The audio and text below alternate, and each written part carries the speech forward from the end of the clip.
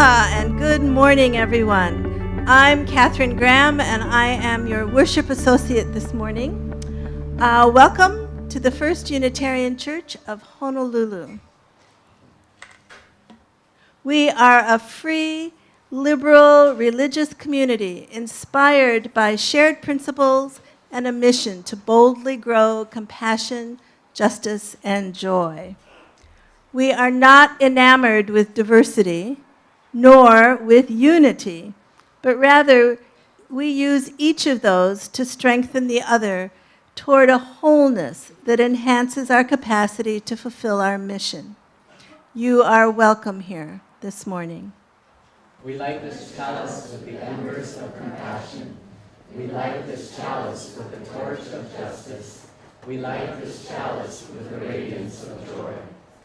Do you guys know what we've been talking about all month here in our services? We've been talking about prayer.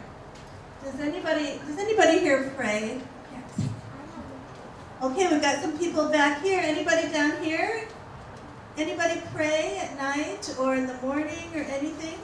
Well, you know, my son, who just turned 22 last week, was little. We used to read this book, Good Night Moon. Every single, you have that book too. Does anybody else know that story? You know, this is a really, really popular story. And after I've read it every night for several years, I realized that this is a prayer. This is a prayer. It's a sneaky way, isn't it, to get us to all pray. And how is it a prayer? So it starts off by saying, you know, there's this little guy in the bed, and he says, wow, you know, there's a picture of the cow jumping over the moon, and 3 bears and chairs, and a lamp, and a bowl of cereal, and a phone, and a red balloon, and I mean, he just names everything in his room, doesn't he? And then he says, and there's a house, and over here we have some kittens playing, and over here we have mittens hanging. We have all kinds of things in this room. And he mentions every single thing. And then what does he do? What does he say after that? Does anybody remember? He says good night to every single thing. He says good night, moon. Good night, cows jumping over the moon. Good night, bears sitting in chairs. Good night, kittens playing with the mittens. Whatever. He just says good night to every single thing. And you know what happens when you do that? You raise your awareness. You raise your mind to notice these things that we just take for granted all of the time. And when we do that, that's my definition. That's what I call prayer. So I want to know, what would we do in the morning? What would we do in the morning? We could say, good morning. Good morning, birds, and your song. Right? We can be aware every morning. We can say, good morning, family. Who's in your family? You can say, Mom. Good morning, Mom. Good morning, Dad. Good morning, brother. Good morning, sister. Good morning, food that I'm going to eat today. Can you imagine if you wake up in the morning instead of saying, oh, I don't want to get up. Oh, no, I don't want to go to school. Oh, no, I don't want to go to work. If you say, good morning, son. Everybody say that. Good morning, son. You know, that's such a great way to start the day. How about pets? Anybody have pets? Okay, so you can say, good morning, kitty, good morning, puppy, or whatever their names are. Instead of saying, get off of me, I'm trying to sleep. You know, you can say, good morning. And how about the parts of our body? How about if we wake up and we look at our hands and we say, good morning, hands. You're going to be doing lots of things for me today. Or good morning, leg. What do your legs do for you? Walk, stretch. What else? What else do your legs do? Run, you know, and sometimes they hurt. and sometimes they're, they got, oh my God, a pain in my leg, or they cramp. But you know what? It's good to say good morning to them. And how about your ears? What do they do for you? Here. That's right. And after you say good morning to all these things, what can you say next? Thank you. Thank you. Thank you, hand, for helping me write and tap on my computer. Thank you, legs, for getting me from my bed to the breakfast table. Wow, can you imagine if we said those things and thought those things every day? What our lives would be like? I'm going to challenge you to try it for 1 week, to try to remember to wake up and say, good morning, sun. And maybe if you still have this book, Good Night Moon, you can put it on your bedside table and remind you that, okay, I said good night moon, now in the morning I'm going to say good morning, sun. And then good morning to everything else. And you fill your whole lives with prayer. Okay? Thanks, you guys. Let's sing them out. We'll make a tunnel over here, a bridge.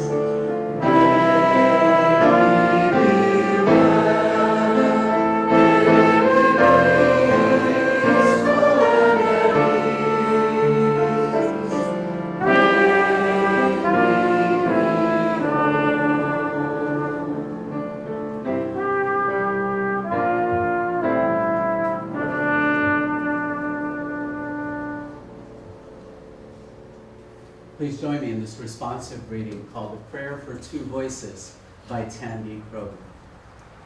Spirit of life, and love known by many names, and worshipped in rainbows of ways. Spark of aha and ah and awe.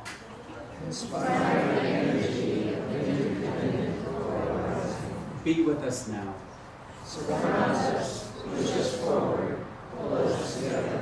We give thanks this day for the opportunity to be together.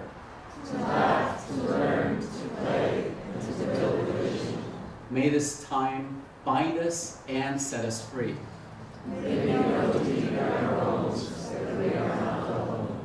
We call in you, our elders, the pioneers and pilgrims whose shoulders we stand on.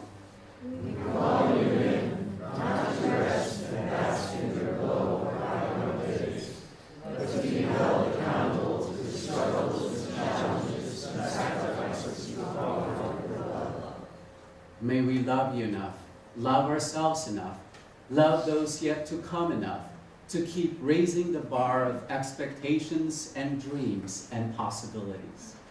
Give us the courage and conviction to put aside our egos and attachments so the universal grace is union.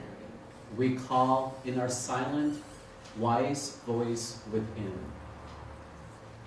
May we leave space to deeply hear what is spoken and unspoken. Spirit of life and love, be with us today. Give us the vision to dream beyond ourselves. Give us the humility to see our shortcomings as a place to begin and grow. Send us the compassion to create a safe place for us to explore possibilities. Give us the confidence to ask for what we need and want. Give us the courage to take risks beyond the here and now. For the whole month of July, I can't even tell which month we're on. It is July still, isn't it? For a couple more days anyway. For the whole month of July, we have been talking about prayer. And I must say this has generated quite a buzz in our congregation. And indeed, Roland has taken some informal polls, I've noticed, going around asking people, do you pray? And I was eavesdropping on a couple of those conversations, I must admit. And surprisingly enough, a lot of people nodded their heads and said, yeah, we do pray. It's just not in the traditional sense of prayer. We do pray whenever we're standing in awe and wonder, and whenever we're grateful. And so I thought to myself, why not just lay it all out there and see what a Unitarian Universalist prayer would look like. And for those of you who aren't here to hear my other sermons, I'm going to spare you having to go online and look up every single sermon that I preached for the past month or so by giving you a quick rundown on the who, what, where, and how of prayer.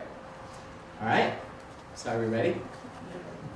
Remember what I said about who, other than to whom it may concern, as the beginning of our dear whatever prayer? Remember that?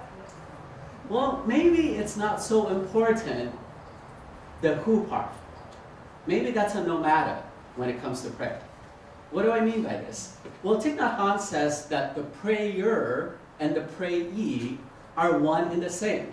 Because if you look at the greater scheme of things, there's really no separation between us.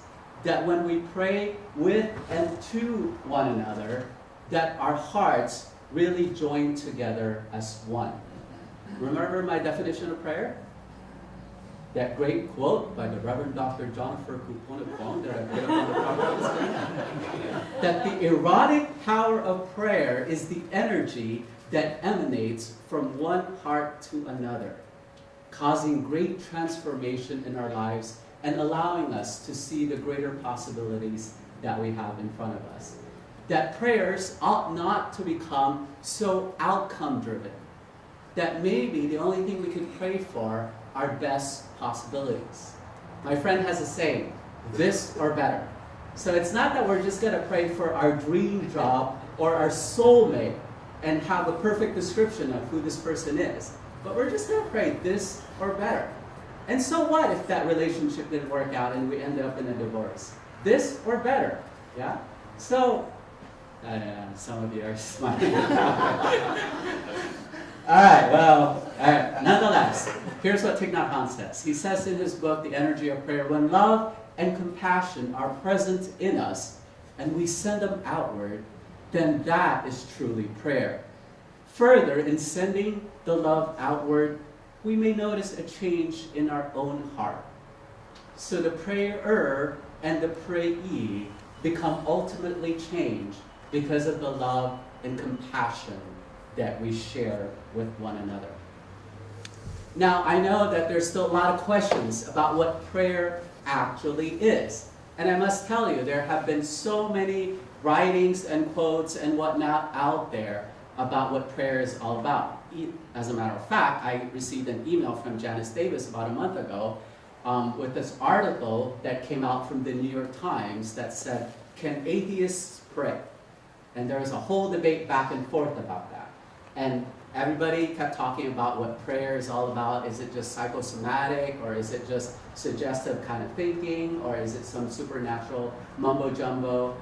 There's so many different ways that one could look at prayer.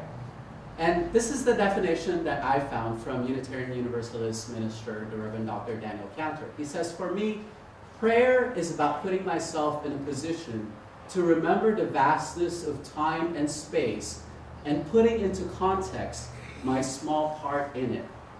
Prayer is a way to open to the mysteries of life and to see if I could live up to those deep values that will save the world, like compassion, peace, and justice.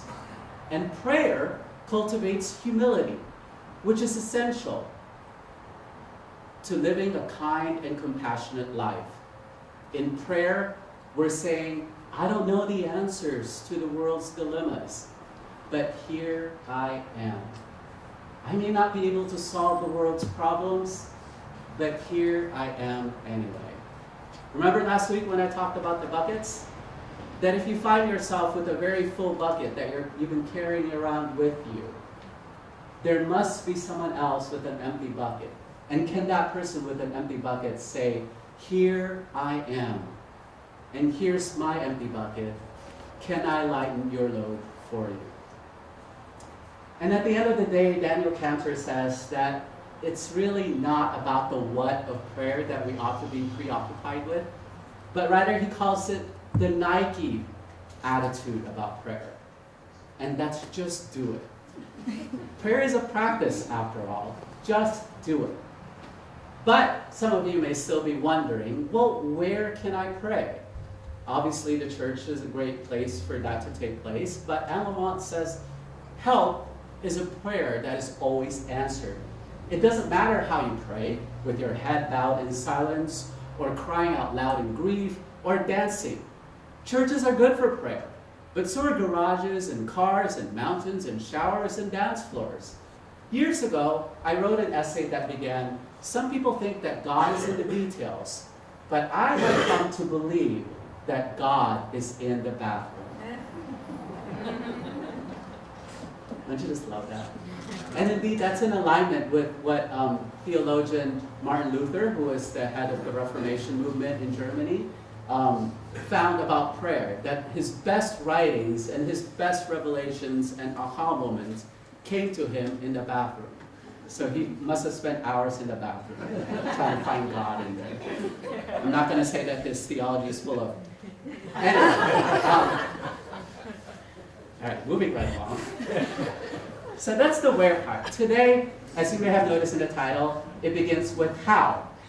How then the Unitarian Universalists pray? So in order to answer this, I actually found quite helpful this I don't want to call it methodology, although one could probably view it that way. But there's 4 different kinds of prayer according to a Jewish rabbi, who says that one form of prayer is the gimme prayer. Not just gimme a Mercedes-Benz or gimme a Lexus, but a gimme prayer as in, I'm asking for help. And what I have found difficult over the years serving in ministry in Unitarian Universalist traditions is that it's often difficult for us to ask for help. Because we'd like to think that we are very self-sufficient human beings, that all we need to do is grab ourselves by our bootstraps, is that how the saying goes? And we could do anything we want to, right? That we could conquer the world and we don't need anybody's help. That is until I got to see how Unitarian Universalists acted in the Philippines. And that is until I got to experience what their form of prayer is. And I must admit to you, initially I was a bit uncomfortable. Because I don't know how many of you know this, but most of the ministers in our churches in the Philippines actually moonlight as faith healers as well. I know many of you are thinking, ooh, that's woo-hoo, and that's out there, and that's interesting. And I thought to myself, what does faith healing actually entail? And here I was with my skeptical mind saying, this can't be for reals, and this can't be true. It's nothing more than just suggestive kind of thinking. And I noticed that even when I was there during the pilgrimage, that several people were going up to the minister saying, I have a headache, can you pray with me? And then the minister would go on to say, well, when did you start noticing this headache? And then the parishioner would say, well, ever since I experienced some relationship difficulty, or ever since I've been stressed out about a certain issue in my life. And so I've come to notice that that really was a pastoral care moment. That the more the parishioner opened up and trusted the minister and talked story with the minister, that the more healed they became. That somehow they were able to let go of it by talking to their minister about it, and by faith are they healed in that instance. And so I thought to myself, well, I could allow room for possibility for that to happen. And the other part that just got to me was I was asking the Reverend Rebecca Sianis about this. I said, why is it that most of our ministers are also faith healers? And she said, well, you folks in the United States are so privileged, and you don't even have an idea of how much access you have to healthcare. As much as we complain that there are still 30 million who have no access to healthcare, right? She said, and all of a sudden it dawned on me. I said, yeah, that's absolutely right. Even if I just have a wart on my finger, all I need to do is call Kaiser and check in to see one of my doctors, and she would freeze it off with liquid nitrogen, right? So something as simple as that, not to gross you out or anything, I saw somebody was going, ew. But, it's as simple as that we have access to all these things. But people in the Philippines, if they go consult a doctor, that would take up their whole life savings. And so I'm not saying either that it's either or, that they don't go see a doctor if it's a really grave illness that they have. Obviously with the amputation situation, remember that story about Anthony who had an infected arm and finally it had to be amputated? Obviously he had to see a doctor, and obviously we raised the money to help support him in those endeavors. So it's not like when the situation is grave enough, they don't do it. But they do ask for help, and they do ask for prayer, and they do go to their ministers. And I was thinking further about that, and I thought to myself, well, we have these kind of faith healers even in the Honolulu congregation. We just call them lay ministers. How many of our lay ministers actually practice healing touch with another person, even if they're not present with them? How many of our lay ministers actually know how to do Reiki? And isn't that a form of prayer? And isn't that a form of healing that we practice with one another? And so I was humbled at that point, and I said to myself, well, maybe prayer does involve a certain sense of humility, that we can ask for help. So what would a Unitarian Universalist prayer maybe look like?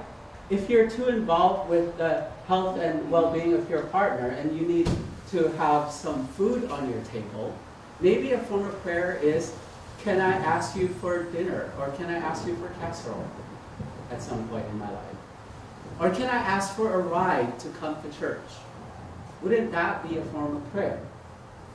And there are certainly many other ways that we could ask for help with one another. The second form of prayer is thanks.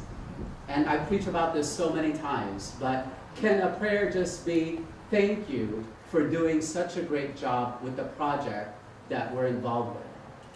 Or kudos to the chef for making such a delicious meal. We have so many opportunities for this on second and fourth Sunday lunches, do we not? To just say thank you, mahalo, is a great way to pray.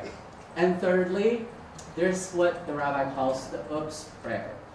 And I think I have some explaining to do on this one.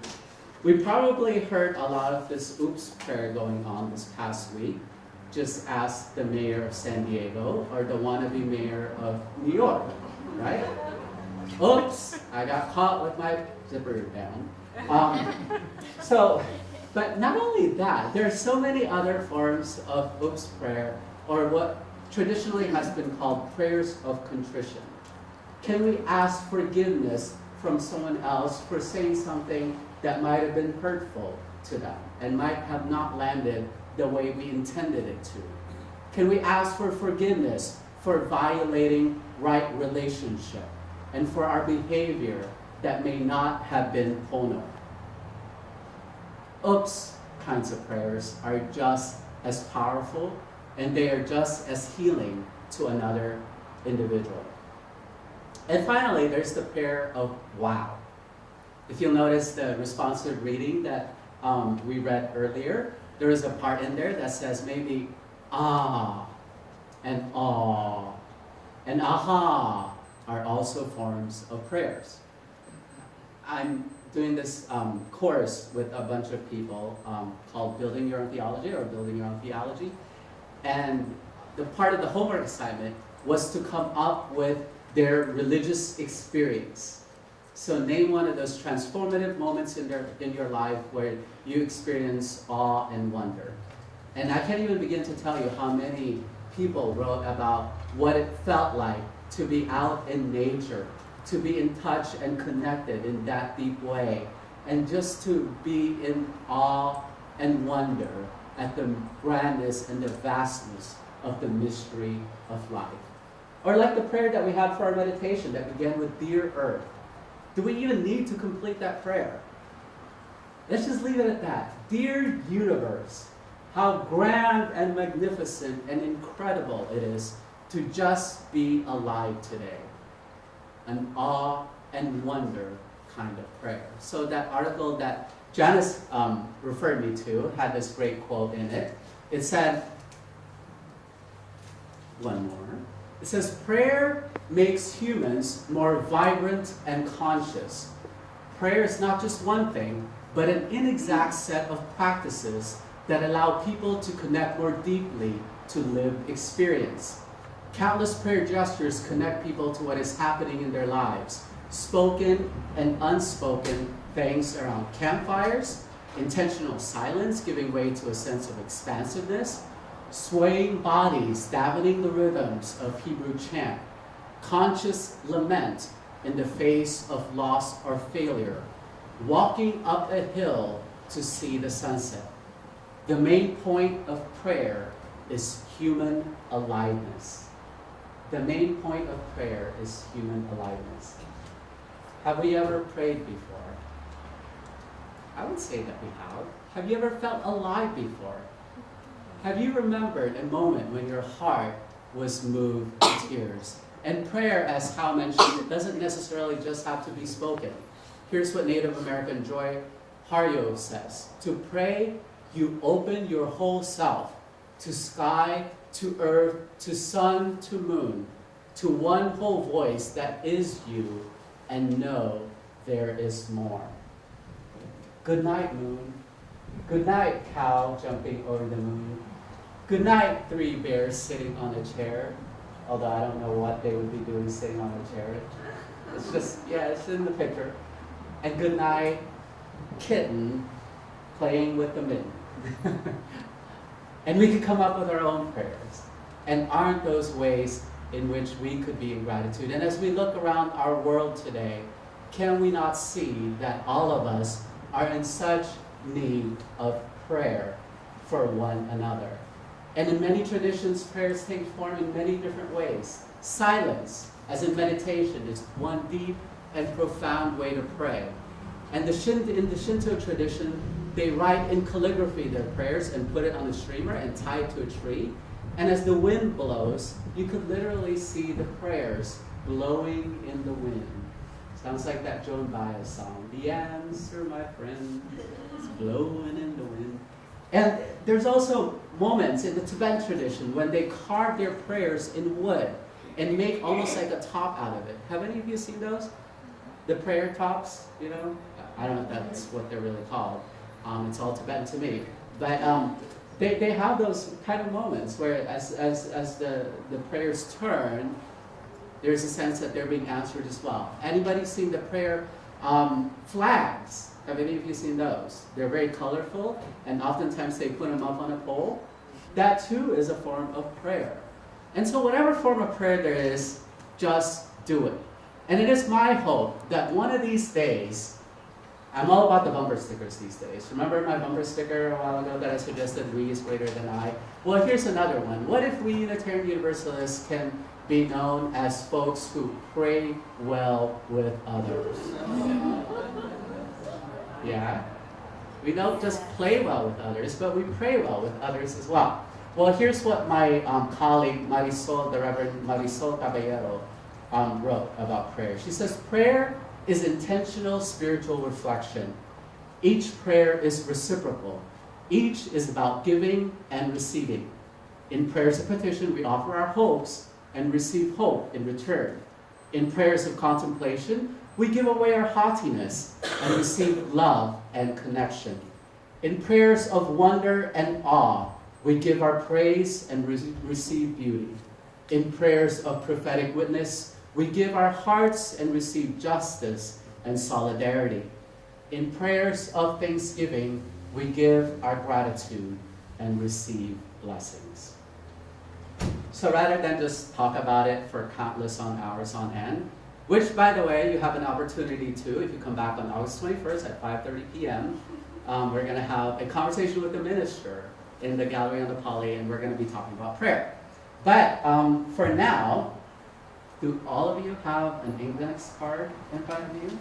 And a writing utensil to write with? Probably a pencil or something like that. So here's my request of you. I'd like to ask you to fill out this index card with a prayer. You may choose to include your name or another person's name if you want to, or not, so it could be an anonymous prayer.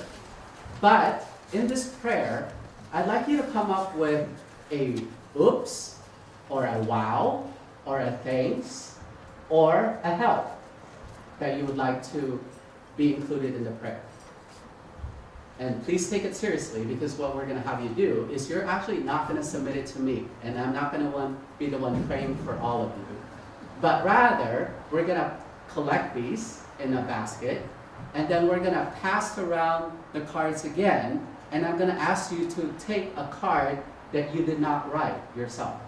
So you are going to be praying for someone else.